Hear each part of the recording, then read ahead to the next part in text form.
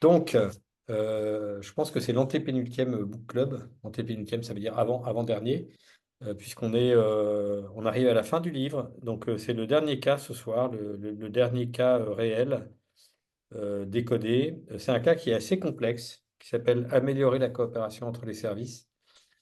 Et c'est un cas qui est décortiqué dans la formation, dans le bootcamp design de séminaire qui a lieu chaque année. Voilà, et c'est un cas qui est un peu enfin, comment dire, finalise le moment où on raconte ce qu'on peut faire avec toutes les techniques qu'on a apprises auparavant, qui sont des techniques souvent qu'on utilise en petits séminaires, en moyens séminaires, donc à 5, 10, 20, 30, 50, ok, paf là, on change un peu d'échelle, on arrive avec 100 personnes, et on est sur un cas vraiment complexe où je le trouve intéressant parce qu'il ne faut pas le prendre comme un modèle, comme un truc sur étagère, mais vraiment comme une illustration de comment les recettes peuvent se combiner, comment est-ce qu'on peut inventer des nouvelles recettes pour construire un truc archi sur mesure. Voilà. En plus, c'est un séminaire qui date un peu, mais vraiment dans lequel on avait pris énormément de plaisir dans la conception à l'époque avec Florence Deleritz, avec qui j'avais travaillé, c'était son client. Et on s'était beaucoup amusé dans la conception et ça avait super bien marché. Donc voilà, donc j'avais beaucoup de plaisir à vous raconter ça. Et donc, c'est page 77 et suivante. Alors, je vais partager l'écran de mon iPad pour vous raconter ce truc. D'abord, à l'aide du Canva. Voilà. Et je l'ai relu. Il est vraiment très, très bien documenté. Donc, ceux qui ont le bouquin, je vous inviterai vraiment après la session à le relire parce que c'est très, très bien écrit. Voilà. Je suis assez fier de cette partie-là. Donc, et puis oui, et puis si, on va regarder la vidéo de ce cas. Ah, Et voilà, donc c'est super parce que on va voilà, on va voir le patrimoine visuel. Donc je vais d'abord vous le raconter un peu vite fait. Ensuite on va regarder la vidéo et je m'arrêterai sur chaque moment. Voilà, pour ceux qui ont fait le bootcamp, ça va être redondant avec ce que vous avez fait en bootcamp, mais c'est pas très grave. Donc améliorer la coopération entre services. Voilà, on est sur un séminaire d'une journée. Vous voyez, l'enjeu est assez simple, améliorer la coopération entre les services, tout simplement. Le point de départ, on est dans le secteur de l'assurance, hein. On a 10 services d'une même direction, à peu près une centaine de collaborateurs. C'est des métiers très experts. Et on est dans le classique problème, vous voyez, du fonctionnement en silo, quoi. Ce problème qu'on entend tellement parler dans les organisations. Donc, chaque service est centré sur lui-même et connaît mal. Ah, c'est joli ça, tiens. Et connaît mal les autres métiers et les difficultés qu'on rencontre sont beaucoup aux interfaces des métiers. Chaque métier fait bien son job, hein, mais on a des difficultés aux interfaces. Et là où on aimerait arriver à la sortie de ce séminaire, c'est tout simplement que chacun ait une meilleure compréhension des métiers de la direction, donc sorte un peu de son métier et comprenne mieux les autres. Et puis, on ait une meilleure conscience des attentes réciproques entre les services. Donc, chaque service se décentre un peu et comprenne mieux ce que les autres attendent de lui. Voilà, qu'est-ce qu'on a en zone d'ennui? Je vais y revenir un petit peu tout à l'heure. Trop d'infos assimilées, avoir des généralités un peu moralisatrices sur la coopération. Vous voyez, pour bien coopérer, il faut bien s'écouter. Vous voyez, alors ça veut dire que implicitement, vous vous écoutez pas bien en fait. Ou alors, faut savoir faire des demandes. Implicitement, ça veut dire vous ne faites pas des bonnes demandes. Voilà, bande de nuls. Donc voilà. Et puis une sorte de à quoi bon, une sorte de truc sur le temps perdu et à quoi bon ce truc-là. Au fond, moi je suis sur mon métier, tout va bien et voilà. Zone d'angoisse, être jugé, être critiqué dans sa façon de faire, avoir des analyses externes un peu déconnectées du réel. Et puis surtout nous demander de produire des plans d'action alors qu'on est déjà surchargé. Donc c'est un peu un classique, ça, hein, des zones d'angoisse. Vous voyez, voilà, il y a des classiques là-dedans. Voilà, alors comment est-ce qu'on a architecturé ça? On a fait un temps d'ouverture, on a fait en sorte que les gens se rencontrent, casser la glace avec les cercles concentriques, qui est un exercice qui fonctionne très très bien quand on a beaucoup de monde. Puis ensuite, on a eu un séquencement finalement en trois temps, là, hop, ces trois marches. Un premier temps, bien comprendre le métier de chaque service, et là on s'est appuyé sur le blason, on a détourné un peu pour en faire un blason d'équipe, puis on a fait un truc qui est à mi-chemin entre le blason et la fresque des faits marquants, c'est intéressant, vous allez voir comment est-ce qu'on peut coupler un peu des logiques. On a restitué ça en atelier dynamique, donc ça a permis à chacun de voir l'ensemble des blasons de l'ensemble des services. et puis de restituer le blason de son équipe en disant, bah voilà, moi je vous raconte ce qu'on a fait avec mon équipe. OK? Donc ça, c'est un premier temps où on comprend mieux les métiers des uns et des autres. Ensuite, on a fait un temps pour comprendre la chaîne de valeur. Donc on se met en recul et puis on se dit, mais finalement, comment est-ce que ces différents services euh, bah, coopèrent, en tout cas fonctionnellement, c'est-à-dire qu'est-ce qui circule, c'est quoi notre chaîne de valeur, avec une approche de déambulation dans le système, vous voyez. Donc, une recette un peu comme ça, une recette toute simple qu'on a créée pour l'occasion, qu'on n'a pas documentée d'ailleurs. Et puis ensuite, clarifier les interfaces entre les services. Et donc, avec un échange que je ne vais pas trop détailler ici, parce qu'il faut le voir pour le comprendre, mais on a utilisé un ingrédient qui s'appelle se décentrer, qu'on a, voilà, et un autre ingrédient, je pense qu'il est documenté avec l'ingrédient des émissaires. En fait, ils sont pas dans le bouquin, ces ingrédients. Je crois qu'on les a documentés depuis, parce qu'ils manquaient sur cette recette, si je ne me trompe pas.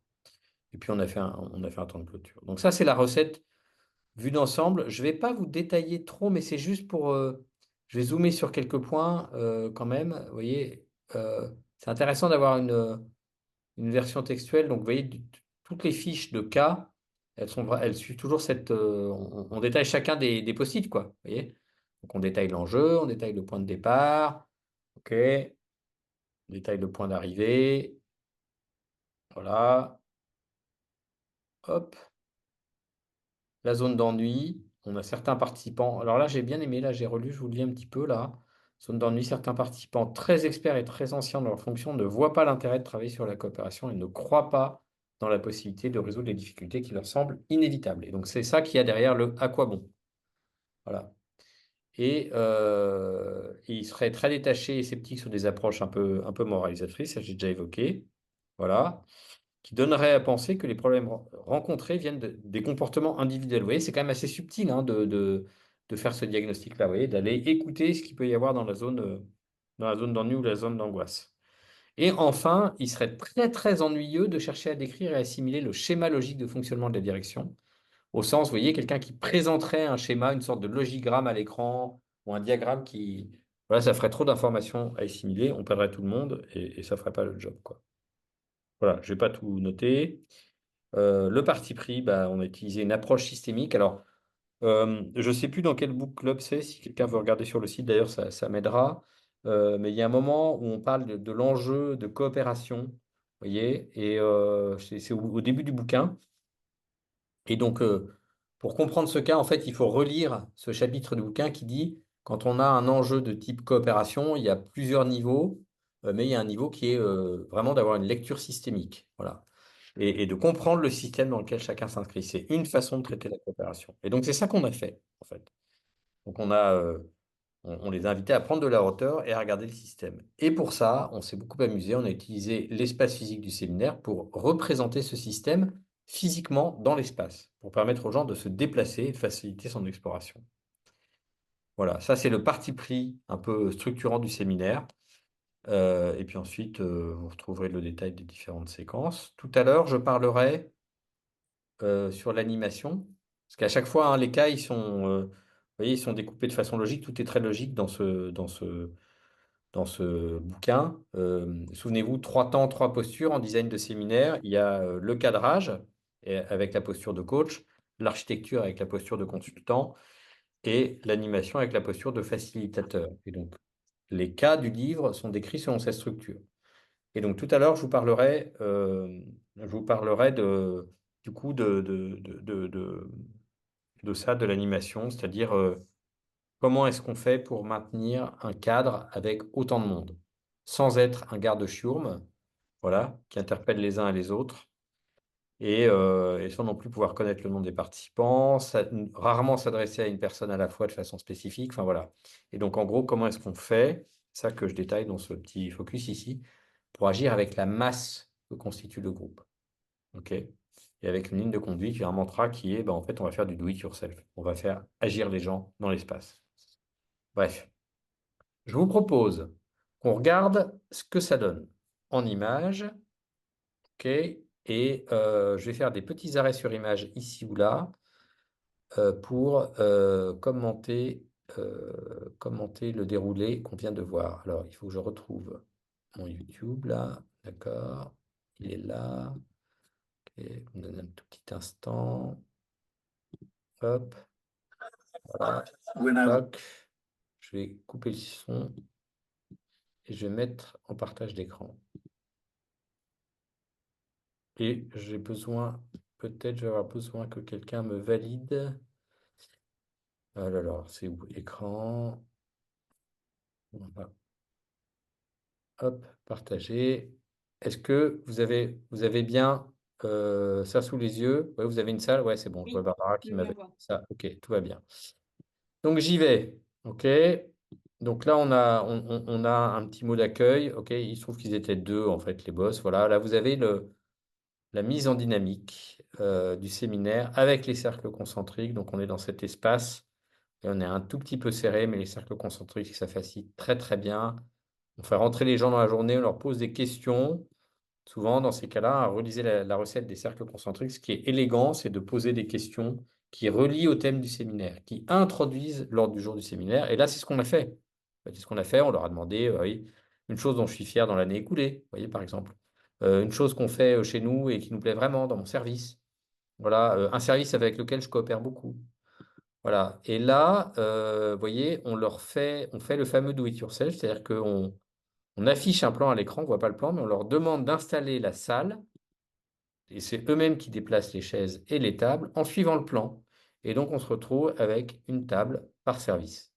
OK? Et là, ce qu'on leur demande, c'est de représenter visuellement, avec les mêmes, avec les outils que vous connaissez, hein, des métaphores et un peu de texte pour avoir des mots-clés, de représenter, de parler de leur service en représentant sur un panneau visuel la devise, donc en écrivant la devise du service et en représentant les faits marquants de l'année écoulée et les victoires et les difficultés, un truc comme ça, juste de l'année écoulée. OK? Et vous voyez cette énergie qu'il y a dans l'élaboration.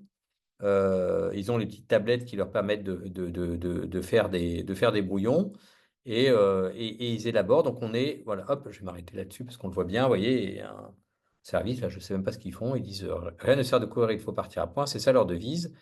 Ils ont le code couleur, hein, le même que celui de la fraise des faits marquants, en bleu les faits marquants, en vert les victoires, en rouge les difficultés, vous voyez, donc des choses que vous connaissez et qu'on utilise quand on fait la fresque. C'est une sorte de fresque simplifiée, c'est un mélange en fait entre le blason et la fresque, vous voyez, c'est une sorte d'hybridation.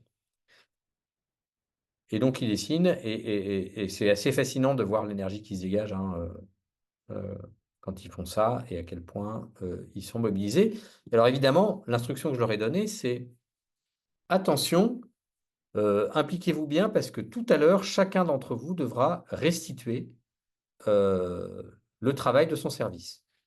Donc là, ils se grattent un peu la tête, ils se disent, mais comment est-ce possible, Seigneur, on ne va pas tous passer sur scène. Je leur dis, vous n'avez pas besoin de savoir, mais sachez que juste chacun d'entre vous devra restituer, donc vous devez maîtriser ce qu'il y a sur le panneau. Et ça, c'est un facteur d'implication très élevé. Ok, donc là, on voit le temps d'élaboration et puis le temps où ils se préparent. Voilà. Donc il y a des groupes. Alors il y a des équipes où ils sont plus nombreux que d'autres. Hein, vous voyez, là, ils sont très nombreux, alors qu'on a eu des équipes où ils étaient 4 ou 5. Vous voyez. Et là, on leur dit, bah, chacun va restituer. Donc là, c'est moi qui suis de dos, là, avec le bras levé. Je leur ai donné des numéros à chacun. Je ne rentre pas dans le détail de la recette atelier dynamique. Hein, je ne vais pas rentrer là-dedans parce qu'on va s'y perdre. Ce qu'il faut retenir, c'est qu'on compose des nouveaux groupes. Dans chaque nouveau groupe, on met un représentant de chacun des services. OK, hop là, donc là, ils sont assis dans les nouveaux groupes. Et donc là, j'ai autour de chaque table un représentant de chaque service. Et je leur dis, bah, chacun va restituer. Donc celui qui était, donc là, la dame qui est là, OK, elle appartient au service qui a fait ce panneau-là. Et donc elle raconte aux autres, qui sont d'autres services, donc elle raconte le blason. Et pendant ce temps-là, il se passe la même chose autour de toutes les tables. OK? Voilà, elle fait la même chose. Voilà, eux, ils font la même chose. Elle fait la même chose, etc.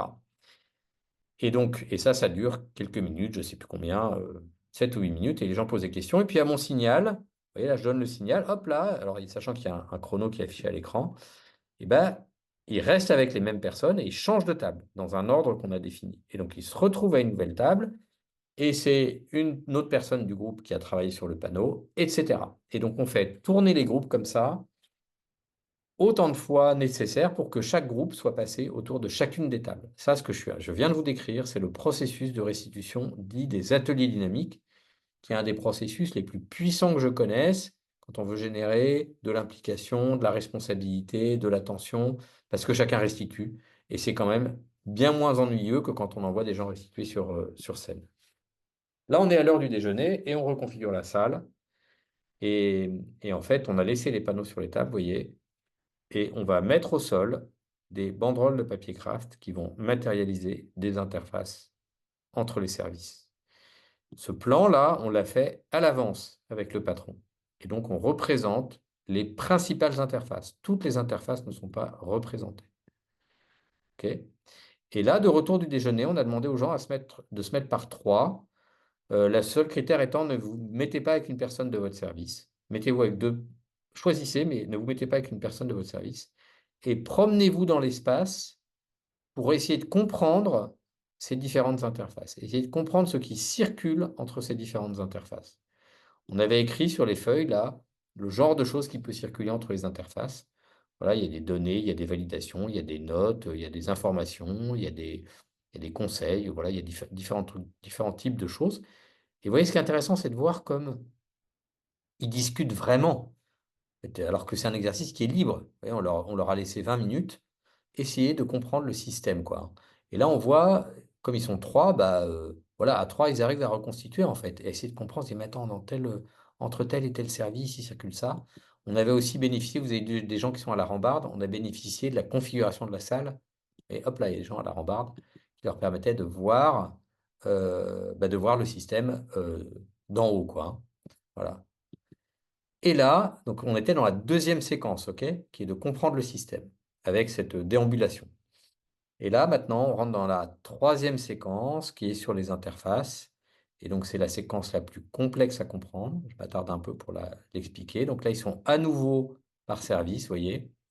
Et en fait, on va leur demander de réfléchir à ce qu'attendent les autres. Donc eux, par exemple, je m'arrête sur un instant, ils ont des feuilles, vous voyez, ils ont plusieurs bandes de papier craft qui viennent jusqu'à eux. Donc, c'est plusieurs interfaces, plusieurs services avec lesquels ils sont en interface.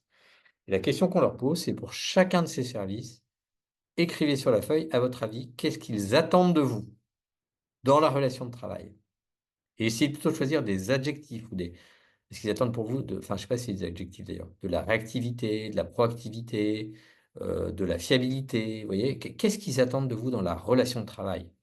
Listez ça sur une feuille et auto-évaluez-vous sur une échelle de 1 à 4 pour chacun des items que vous avez listés. OK? Et donc, c'est en ça qu'on est sur un exercice de décentrage. C'est-à-dire, on se dit, mais on ne dit pas, moi, qu'est-ce que j'attends d'eux, mais eux, qu'est-ce qu'ils attendent de moi? Et je fais ça pour chacun des services avec lesquels je suis en relation dans le système. OK?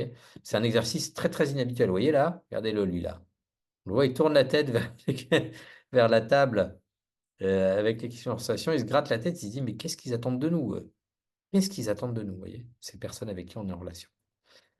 Et donc, une fois qu'on a fait ça, on a envoyé, je ne vais pas rentrer dans le détail complet du processus, ils ont nommé des émissaires à qui ils ont donné la feuille. Et ces émissaires sont allés rencontrer les émissaires comme dans koh je crois, des autres équipes pour se partager leurs attentes. Donc, vous voyez, eux, à gauche, ils viennent d'une équipe, eux, à droite, ils viennent d'une autre équipe. Et donc, chacun a sur la feuille, sur la petite feuille, là, listé les attentes de l'autre. Et en fait, tout simplement, là, il raconte ses attentes, OK? Et les autres corrigent. Ils disent, bah non, on n'attend pas ça de vous. Par contre, on attend ça. Là, vous vous êtes surévalué. Là, vous vous êtes sous-évalué. OK? Alors, ce n'est pas un exercice qu'on a fait de façon parfaite. D'accord? Ce qui est important, c'est l'interaction qu'ils ont. OK? Et qui disent, bah voilà, moi, je crois que vous attendez ça. Est-ce que c'est vrai? Est-ce que c'est pas vrai? OK? Et on évite que ce soit un exercice scolaire. Il y a un moment, on va voir quelqu'un qui valide. Vous allez voir, j'aime beaucoup avec son visage.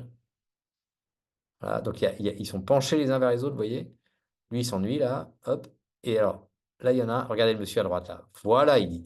Il a dit voilà, monsieur avec ses lunettes. Je trouve ça tellement sympa que je le remets. OK, donc on va revoir la validation du monsieur qui dit voilà. En fait, il est en train de valider ce que l'autre lui a dit.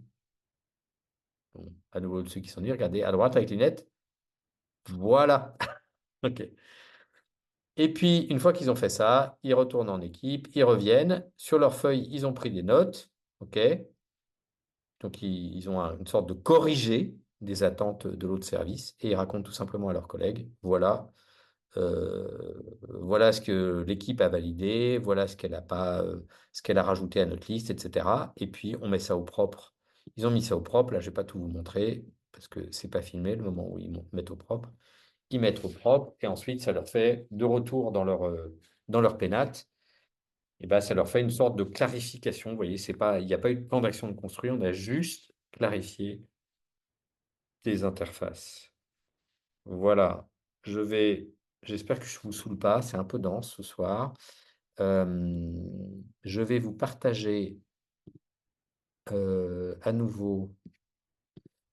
Pop, pop, pop. C'est par ici. Voilà. Je vais à nouveau vous partager mon iPad. Puis dans 3-4 minutes, on va pouvoir échanger. C'est vraiment un cas qui est très riche, hein. Vous voyez toutes les recettes qui sont imbriquées là-dedans. Voilà, à quel point on peut faire des choses sur mesure. Alors, je m'attarde un instant sur la partie facilitation. Donc, on a basculé dans le grand groupe là. Donc, ce que je vais dire là, c'est vrai pour 100, mais c'est vrai pour 500, c'est vrai pour 1000 et c'est même vrai pour 3000. Et si je... En fait, ça n'a plus de limite en termes d'échelle. Donc, en fait, qu'est-ce qui se passe? Bah, je suis animateur, je ne peux pas connaître le nom des participants, je ne peux pas m'adresser à eux individuellement, donc j'ai affaire à une sorte de masse, voilà, à un groupe de gens. Et c'est important d'ailleurs que je ne me laisse pas polariser par l'un ou l'autre des participants. Vous voyez, il y a des gens qui vont venir vous voir, qui vont vous dire dans les pauses, qui vont dire, écoutez, c'est vraiment génial ce qu'on fait, machin. Les écoutez pas trop. Et puis de la même façon, ceux qui disent, je me suis profondément ennuyé, les écoutez pas trop. Écoutez vos tripes, vraiment ce que vous ressentez, ce que vous observez, les signaux, le fait que les gens soient penchés en avant, ou au contraire qu'ils soient à fond de fauteuil. Tout ça, c'est des signaux, quoi. Alors, mais là, ce que je donne comme ligne, c'est vraiment do it yourself. Et donc, ce qu'on propose, c'est dire finalement, saisir toutes les opportunités pour que les participants contribuent très concrètement au bon déroulement, de sorte que la réussite du séminaire repose sur eux. C'est vraiment, en fait, ils contribuent à la réussite du séminaire, pas uniquement par ce qu'ils disent, pas uniquement par leur contribution dans l'échange, mais aussi par des choses très matérielles. Alors voilà quelques principes. Le premier, et depuis on en a fait un ingrédient, qui est voir le temps qui passe, je crois qu'il s'appelle comme ça. Bah, quand on a un travail, quand on a un travail qu'on demande aux participants, qui est cadré dans le temps, c'est simple, projetez à l'écran un compte à rebours et dites qu'il y aura pas de signal donné. Donc vous rendez les participants autonomes, vous leur donnez l'habitude de s'autogérer sur le temps et donc ils prennent la responsabilité du temps. C'est une responsabilité simple, mais réelle. Et donc, ils peuvent jeter un coup d'œil à l'écran, ça leur simplifie la tâche, ça les met devant leurs responsabilités et ça permet de ne pas déranger les participants dans leurs travaux en leur braillant dans les oreilles, il vous reste 5 minutes. Vous voyez, ça leur permet de garder leur flux. En fait, c'est hyper respectueux de faire ça. Deuxième possibilité pour responsabiliser les gens, pour les faire contribuer, bah, c'est obtenir le silence avec le bras levé. Donc, c'est la recette que nous avons documentée depuis. Elle n'était pas documentée au moment où on a sorti le livre. Ça s'appelle le silence viral. On l'a appelé le silence viral. Donc, c'est un processus très simple. Lorsque l'animateur lève le bras, on a besoin du silence. Faites la même chose, imitez-moi, levez le bras et taisez-vous jusqu'à ce qu'on ait le silence complet.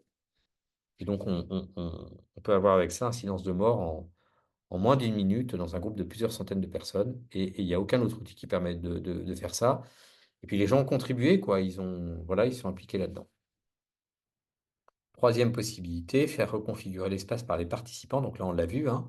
Donc vous projetez un plan, vous leur dites, bah voilà, on va se disposer comme ça, merci de nous aider, de déplacer les tables et les chaises. Et en fait, les gens adorent faire ça, vraiment. Et ça les aère, ça les ventile, voilà. Et donc, ils vont porter une chaise, une table, voilà, et ça va redonner de l'énergie dans le groupe, parce que bah, c'est aussi un mouvement physique, quoi. Il n'y a pas longtemps, là, comme ça, dans le séminaire d'Athènes, dont je vous parlais tout à l'heure, pour ceux qui étaient là, je ne vais pas citer le client, mais on est passé comme ça d'une configuration, on avait fait une place du dialogue avec une quinzaine de cercles de dialogue à une configuration fishbowl avec une sorte de forum, vous voyez, et avec des cercles concentriques et un petit cercle au milieu. Et c'est les participants qui ont déplacé les chaises. Et on gagne beaucoup de temps aussi, hein. On évite de faire intervenir les gens de la logistique qui, bah, vous voyez, bah, d'ailleurs, c'est ce qui est écrit là, tiens. On a une capacité d'action colossale, On peut reconfigurer en 2 minutes, en 2 minutes une salle qui demanderait sinon l'intervention de 10 manutentionnaires pendant une pause d'un quart d'heure. Donc en fait, on est aussi plus rapide, plus agile, quoi. Et c'est tout simplement plus efficace. Et puis, quatrième possibilité, demander aux participants de se servir. Ça, c'est marrant. Lorsque vous avez du matériel à distribuer, plutôt que de passer et de distribuer le matériel, vous le mettez à un endroit et vous demandez aux participants d'aller se servir. Par exemple, là, dans l'exemple qu'on a vu, au moment où ils font les blasons de service, vous voyez, il y avait des panneaux, ils sont assis par service, on leur dit, bah, envoyez-nous une personne chercher un panneau et des marqueurs Velleda. Et les gens viennent et puis, paf, ils prennent les trucs et puis ils retournent s'asseoir. Et là aussi, bah, vous voyez, si on a 50 camps de base, un panneau, on leur demande d'envoyer une personne par camp de base pour venir chercher le panneau. Tout ça, c'est des petits trucs. C'est rien. Mais ça a énormément d'impact. Vous voyez, les humains aiment participer. Il suffit de leur demander, ils le font avec joie. Au-delà de petits plaisirs simples, ils deviendront vos alliés pour la réussite des séminaires parce qu'ils se sentiront responsables et ils s'impliqueront davantage du fait de cette responsabilité. Je vais nous mettre une petite pause pour discuter. Donc, suite à l'échange avec des sympathiques participants de ce soir, euh, deux compléments. La première chose, c'est que la recette qu'on voit l'après-midi, où on parle de qu'est-ce qu'ils attendent de nous, on envoie des émissaires, etc. Le troisième temps du séminaire, et ben, depuis, la recette a été documentée. Elle s'appelle Clarification des interfaces. Voilà, tout simplement. C'est la recette numéro 27 qu'on peut trouver sur le site web. Et puis, les trois ingrédients qui sont enfin, l'ingrédient se décentrer a été mis dedans. Voilà. Donc, tout ça est très bien écrit. La deuxième chose, c'est qu'on a pas mal parlé euh, du, euh, du so what d'un séminaire, c'est-à-dire qu'est-ce que ça délivre un séminaire, pour dire que notre vision du livrable, hein, c'est écrit dans le bouquin, notre vision du livrable, évidemment que elle ouvre, on ouvre le champ par rapport à la représentation un peu classique, un peu historique, qui est que un séminaire, ça doit délivrer un plan d'action ou quelque chose, quoi. Ça doit délivrer quelque chose de très tangible. Donc on a vraiment ouvert ce champ et en même temps, on se rend compte qu'il faudrait être un peu plus explicite sur les différentes choses que ça peut produire. Là, dans le séminaire dont on parle, ce que ça a produit, c'est vraiment de la compréhension, vous voyez, clarification des Mhm. interfaces. Ça n'a fait que, entre guillemets, produire une beaucoup plus grande compréhension chez chacun des participants sur ce que les autres services font, sur ce qu'ils attendent d'eux, sur les difficultés qu'il y a dans la relation de travail. Ça a produit de la compréhension. Et donc, de retour au travail, bah, chacun est juste plus intelligent dans l'exercice de ses responsabilités, dans l'exercice de son travail, et donc, du coup, dans la coopération avec ses collègues. Voilà, il y a d'autres cas de figure où on va un peu craquer des sujets, on va avoir avancé sur des sujets, et après le séminaire, il faudra s'assurer que ces sujets atterrissent bien dans les champs de responsabilité, qu'on est bien clair avec qui va prendre en charge le sujet. Voilà, et puis bon, il y a d'autres livrables, mais ce sera le fruit d'une réflexion. Mais voilà, produire de la clarté, produire de la compréhension, produire de l'alignement, et ben en soi, c'est quand même un résultat très important. Voilà, j'arrête l'enregistrement et on a un dernier petit échange avant de se séparer.